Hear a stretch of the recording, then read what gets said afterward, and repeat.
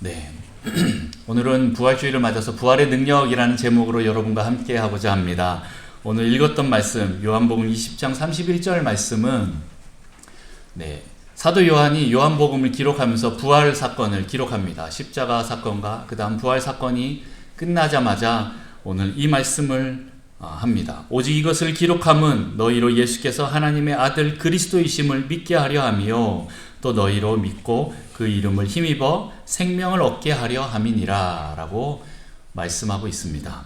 이것을 기록한 목적이 있다라는 것입니다. 이 부활 사건을 기록한 이유가 무엇입니까? 오늘 말씀 본문을 보면 예수님이 하나님의 아들이고 그리스도이시기에 우리가 그분을 믿으면 어떻게 됩니까? 생명을 얻는다라고 이렇게 진리를 말하고 있습니다. 그래서 오늘 부활이 우리에게 주는 의미가 무엇인지, 그리고 이 부활주일이 부활하신 예수님을 믿는다는 것은 무엇을 의미하는지 한번 살펴보도록 하겠습니다. 첫 번째, 부활이란 예수님의 하나님의 아들이심, 메시아이심을 나타내는 가장 강력한 증거입니다. 할렐루야. 네. 저희 아버지가 다음 주 수요일 날, 이제 돌아오는 수요일이겠네요. 심장 스텐트를 박으시는 그 시간을 예약을 해놨습니다. 벌써 2번이나 박았고 요번에 이제 또 3번째이신데 제가 그 전에 그 병원에 가서 의사 선생님하고 상담할 때 그렇게 말씀하십니다. 지금 스텐트를 박았다고 안심할 수 없습니다. 첫 번째 박고 2번째 박는데 한 2년 텀이 있었거든요. 그 다음에 한 또 이쯤 되면 또 와야 될 겁니다 라고 얘기를 하는 겁니다. 제가 깜짝 놀라서 이렇게 쳐다보니까 선생님이 그러십니다. 아직 인간이 정복하지 못한 것 중에 하나가 동맥경화입니다. 이렇게 얘기를 하는 거예요. 감사하게도 이제 2년째, 작년은 지나고 이제 3년째 됐더니 이제 또 저희 아버지의 증상이 나타나서 이번 주에 이제 스텐트를 또 박으신다고 합니다. 그런데 이제 그 의사 선생님의 말이 계속 제 머리에 남습니다. 아직 인간이 정복하지 못한 것이 아직도 있구나 라는 생각이 듭니다. 지금 우리 인간들은 특별히 이제 요즘 우리 사회는 100세 시대라고 하잖아요. 이제 100살까지 살 것이다 라고 얘기를 하고 이미 또 90세가 넘으신 분들도 굉장히 많으시고 그렇습니다. 지금 60 이상이신 분들은 아이고 내가 언제 죽나 이렇게 하지 마십시오. 앞으로 한 40년은 더 사실 겁니다. 이제 제2의 인생이 시작될 것입니다. 그리고 이제 우리 인간들이 이제 달나라도 가고 또 일론 머스크라는 사람이 스페이스 X라는 그 회사를 세워서 이제 화성 갈 거니까 이렇게 하면서 화성 간다고 이렇게 막 장담하고 있습니다. 그 사람이 살아있을 때 화성을 갈지 안 갈지 그건 모르겠습니다만은 정말 인간이 지금 엄청난 속도로 발전하고 있습니다. 산업혁명 이후로 발전하는 속도가 점점 더 빨라지면서 이러다가 인간이 안 죽는 거 아닐까라는 생각이 들 만큼 그런 시대가 지금 오고 있습니다. 그럼에도 불구하고 아직 정복 못한 것이 하나 있습니다. 그것은 바로 수많은 과학자들이 정말 지금 애쓰고 있는 것인데 그것은 바로 죽음입니다. 우리 인간이 죽지 않고 영원히 살 것이다 라는 그런 목표를 가지고 굉장히 지금 노력하지만 아직도 정복 못한 것이 바로 인간의 죽음이다 라는 것입니다. 죽지 않고 건강하게 오래 사는 것, 이것은 전 인류의 아주 오랜 그 관심사였습니다. 그 옛날에 중국의 진시 황제도 죽고 싶지가 않아서 어떻게 합니까? 불로초를 찾으러 전 세계로 보냅니다. 제가 예전에 제주도에 살았는데 제주도 사는 그 동네 이름이 조천이었습니다. 조천 이름 그 유래가 그 진시황이 불로초를 찾아보낸 사람들이 그 항구에 도착해서 거기서부터 이제 이름이 유래가 된 것인데 어쨌든 그 옛날부터 아주 옛날부터 인간은 죽지 않는 것에 대해서 이렇게 관심이 있었습니다. 그러나 결국 다 죽었습니다.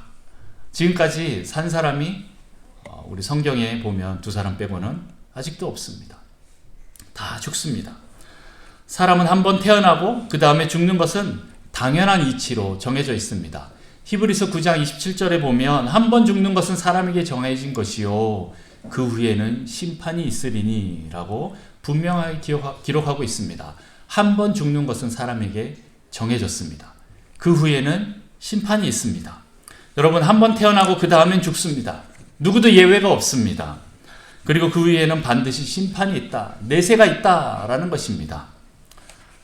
제가 대학에서 철학을 공부할 때 막 미국에서 유학을 끝마치고 돌아오신 교수님이 계셨습니다.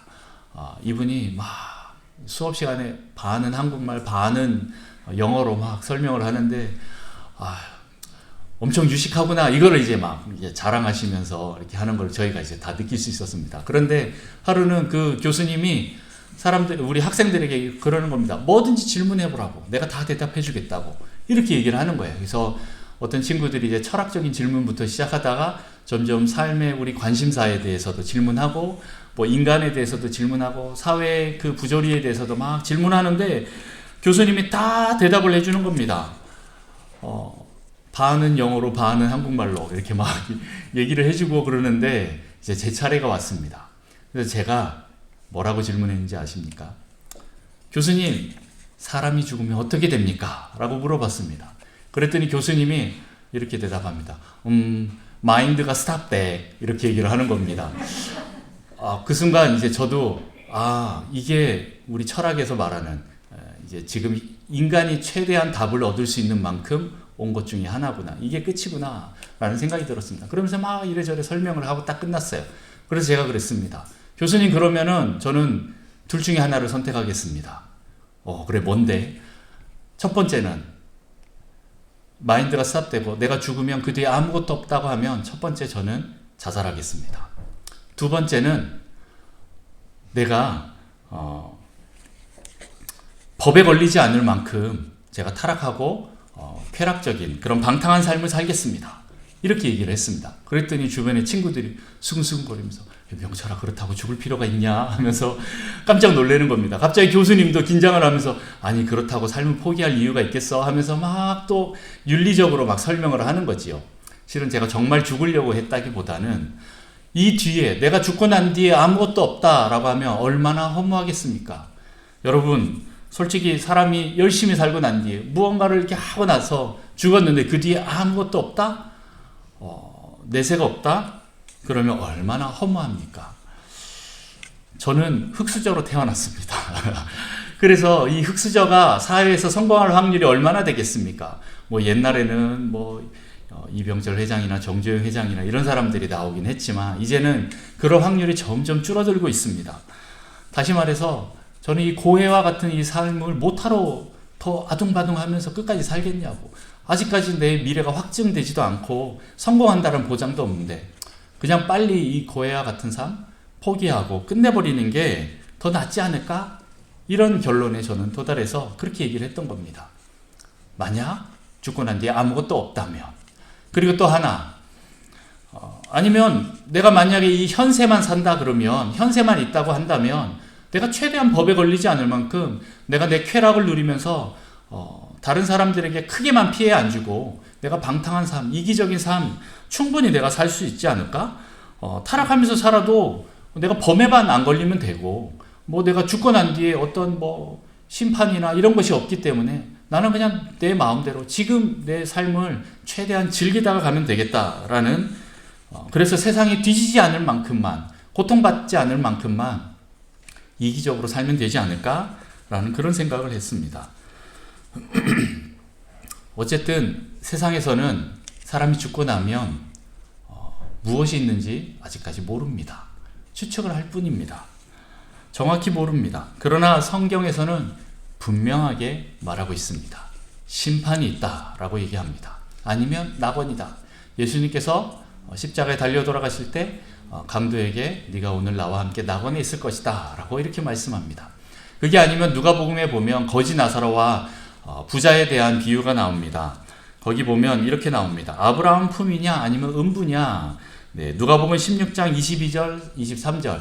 이에 그 거지가 죽어 천사들에게 받들려 아브라함 품에 들어가고 부자도 죽어 장사되매 그가 음부에서 고통 중에 눈을 들어 멀리 아브라함과 그의 품에 있는 나사로를 보고, 이렇게 나옵니다.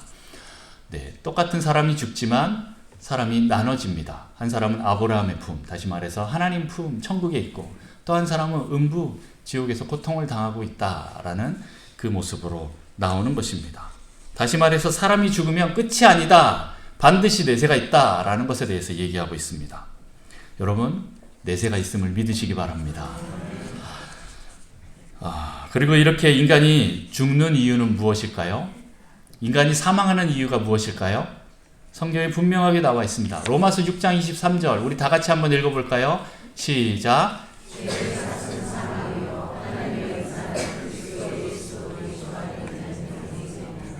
아멘. 오늘 우리가 죽는 이유는 무엇이라고요? 사망하는 이유는 죄 때문에 그렇습니다.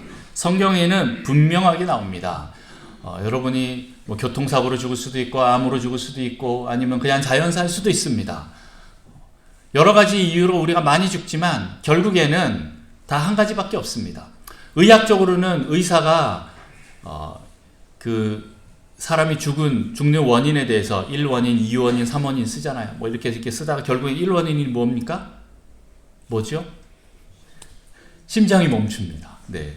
심장이 멈춰서 죽었다라고 이렇게 표현합니다. 그것은 그냥 의학적으로 얘기를 합니다. 그러나 성경에서 뭐라고 합니까? 죄 때문에 죽는다라고 나옵니다. 인간이 죽는 이유는 여러 가지지만 결국 인간이라는 이 존재는 죽음이 생긴 것은 하나님을 떠난 죄 때문입니다. 그리고 모든 사람이 다 죄를 범한 죄인입니다. 어느 누구도 이것을 벗어날 수 있는 사람이 없습니다. 로마서 3장 23절에 보면 모든 사람이 죄를 범하였음에 이렇게 나옵니다. 모든 사람이 죄를 범하였음에 하나님의 영광에 이르지 못하더니 아무도 죄에서 자유로운 사람이 없습니다. 모든 사람이 죄를 범하여 하나님의 영광에 이르지 못했습니다. 이사야 말씀도 나옵니다. 이사야 53장 6절 우리 다 같이 한번 읽어볼까요? 시작. 우리는 다 양 같아서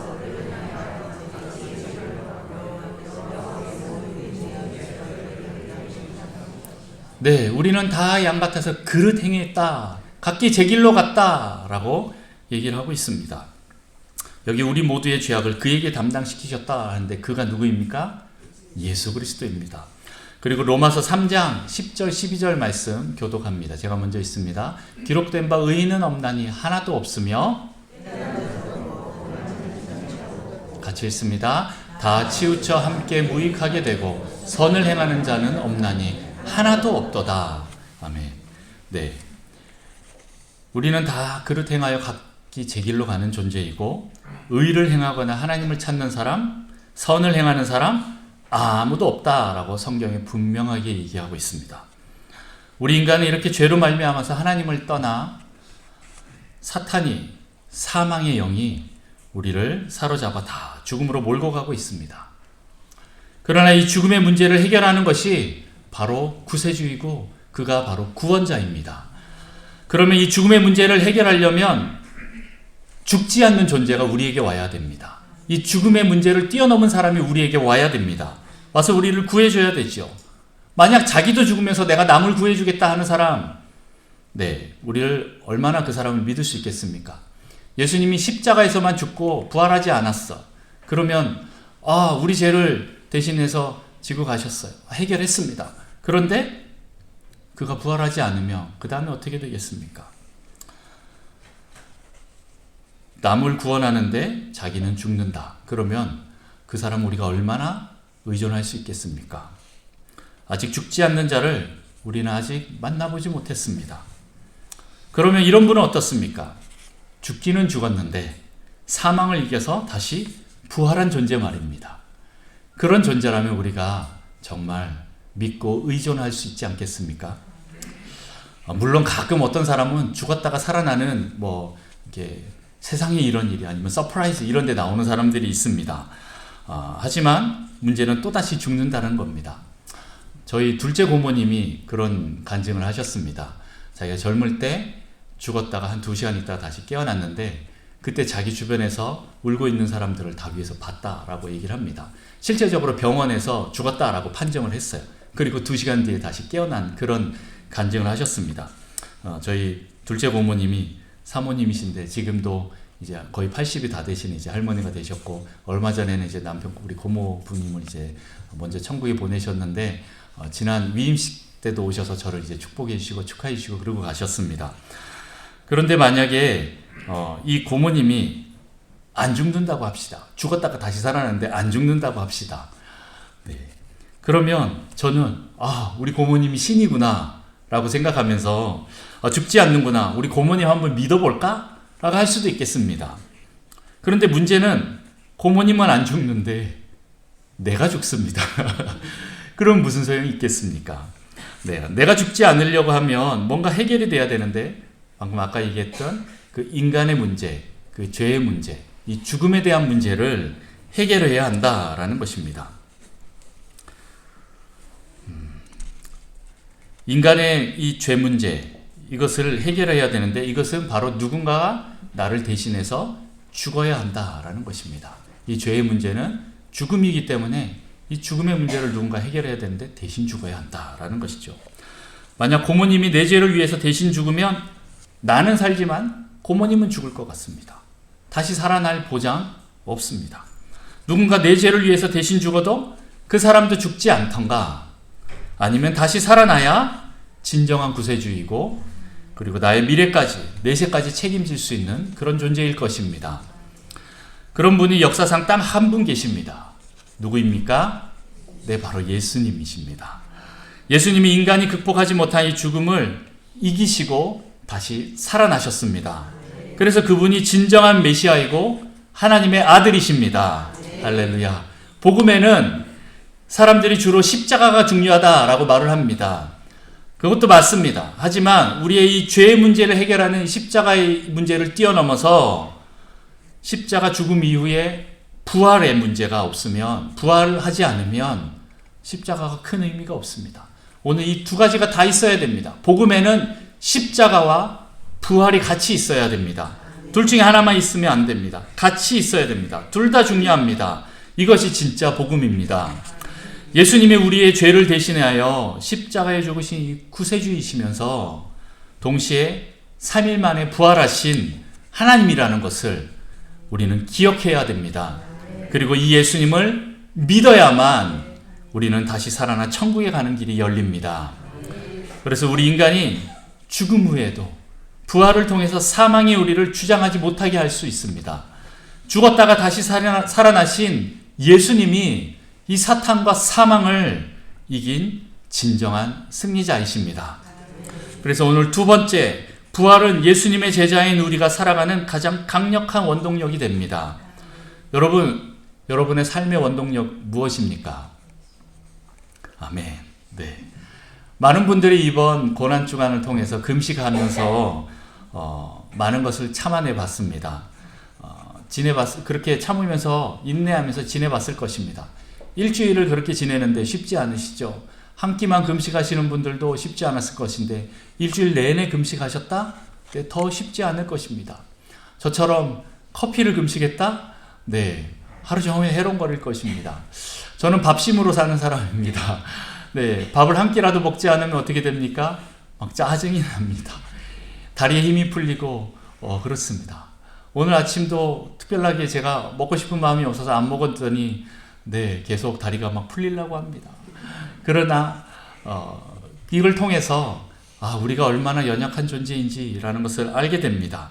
어떻게 보면 내가 그동안 사람이 떡으로 살 것이 아니오 했는데 내가 떡으로만 살았구나, 빵으로만 살았구나, 밥으로만 살았구나 라는 것을 경험하는 시간이 되었습니다.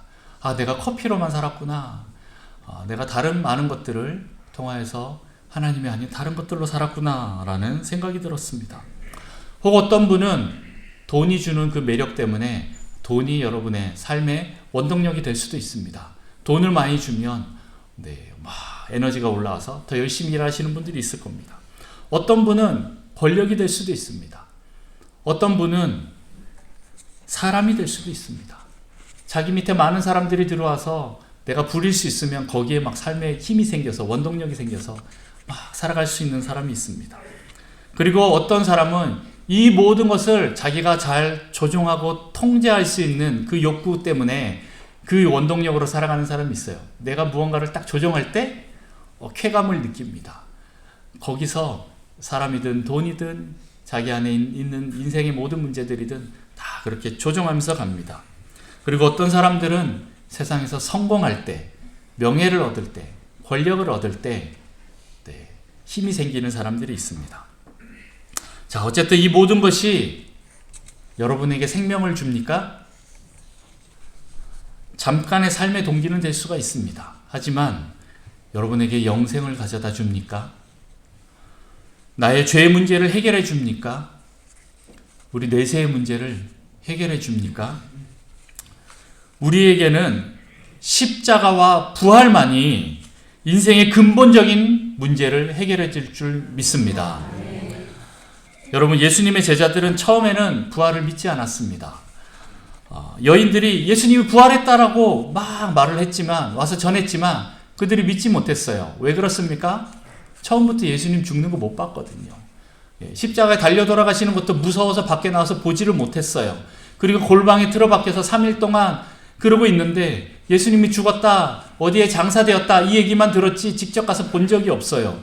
그런데 여인들이 와서 같이 와서 하는 얘기가 예수님이 살아났다라고 하니까 이 제자들이 안 믿기는 겁니다.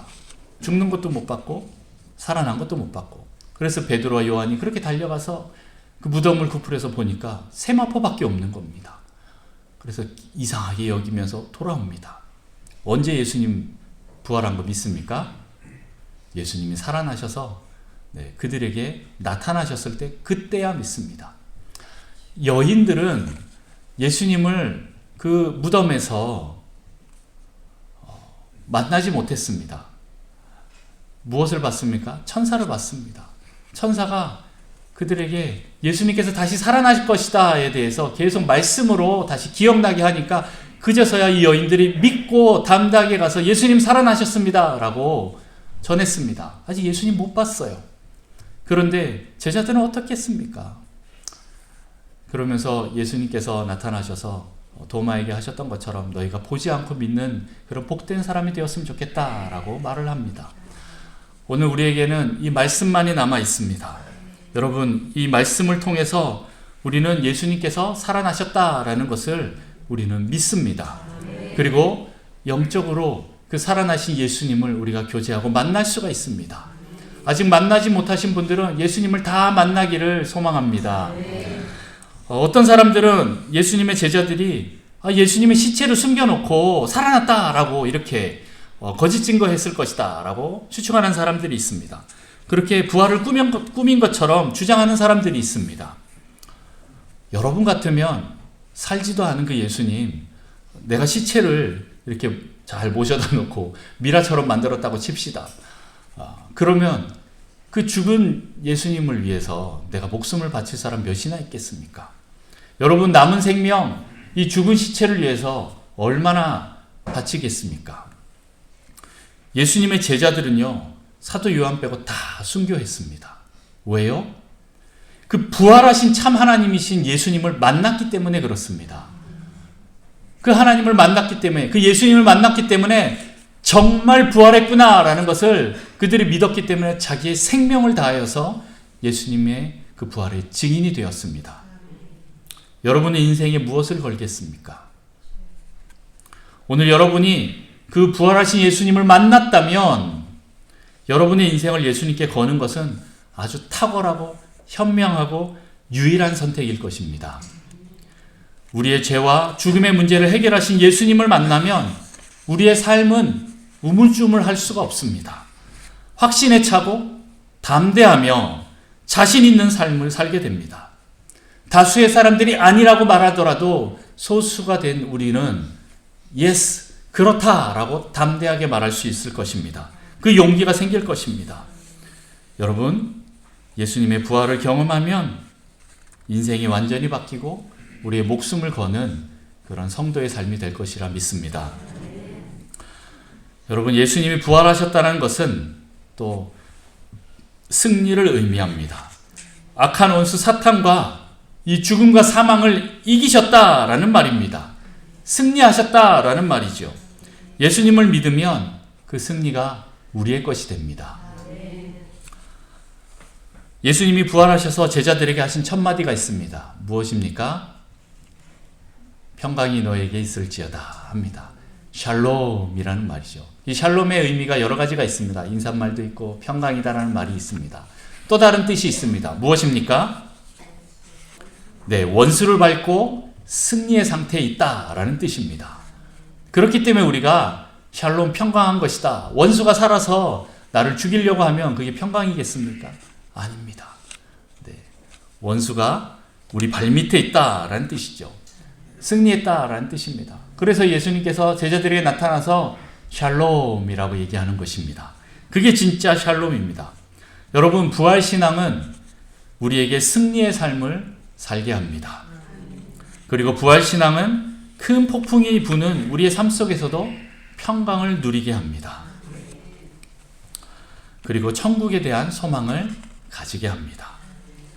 지금은 잠깐 여러분 어려움을 당하는 것 같지만 여러분 결국 승리할 것입니다. 우리는 승리할 것입니다. 그래서 우리는 평강을 유지할 수 있습니다. 죽음이 우리의 삶을 좌지우지할 수 없습니다. 우리를 주장하실 분은 오직 살아나신 예수 그리스도밖에 없습니다. 그리고 이 부활신앙은 성도의 삶을 변화시키는데 부활을 믿는 이 제자들에게 오순절날 성령님께서 강림하십니다. 그러셨던 것처럼 이 부활을 믿는 성도들의 삶을 성령님께서 오셔서 변화시켜 주십니다. 그리고 성령의 능력이 우리 안에 가득할 때 날마다 용서하며 사랑하며 승리하며 갈 수 있도록 우리를 도와주실 것입니다. 말씀을 정리하겠습니다. 여러분, 우리는 부활하신 예수님을 만나야 합니다. 그리고 예수님의 부활을 내 부활로 믿고 경험해야 됩니다. 그래야 우리의 삶이 바뀌게 됩니다. 아직 넘어지고 쓰러지는 신앙이라 할지라도 부활하신 예수님과 교제하고 그리고 그분께 딱 붙어 있는다면 성령님이 여러분을 도와주실 것입니다. 그래서 여러분의 힘이 아니라 성령의 능력으로, 그 부활의 능력으로 승리할 줄 믿습니다. 부활하신 예수님을 만남으로 날마다 부활의 능력으로 승리하는 우리 부성실교회 성도 여러분 되시기를 축복합니다. 기도하겠습니다. 하나님 아버지, 감사합니다. 오늘 이 부활주의를 맞아서 이 부활의 능력이 저희에게도 있음을 고백하게 하셔서 감사합니다. 우리 예수님이 하나님의 아들이시고 메시아이시고 그리스도이심을 이 부활을 통해서 알게 하셔서 감사합니다. 그 주님께 우리의 존재를, 우리의 생명을, 우리의 인생을 주님께 의존합니다. 의탁합니다. 주님 오셔서 우리를 인도하여 주옵소서.